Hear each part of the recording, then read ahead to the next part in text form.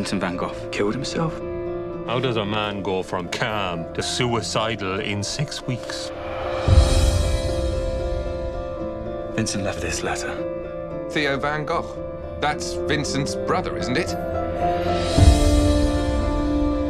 I don't see the point in delivering a dead man's letter. Son, If you had died and there was a letter out there that you had sent to me, I'd want it.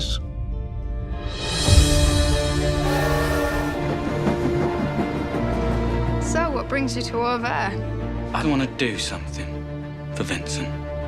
You're not going to stir things up again, are you? You've had quite enough weeping over that nutcase. His neighbours and the police and the whole town against an ill man. Vincent, what have you done? We all knew something was very wrong. Vincent! If only I could have been one of them. Great artists are not peaceful souls. That is the price of your path.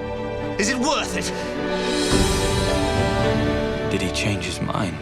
Did he want to live after all? You want to know so much about his death. But what do you know of his life? What did you do for him? I would like to show by my work what this nobody has in his heart. Your loving Vincent.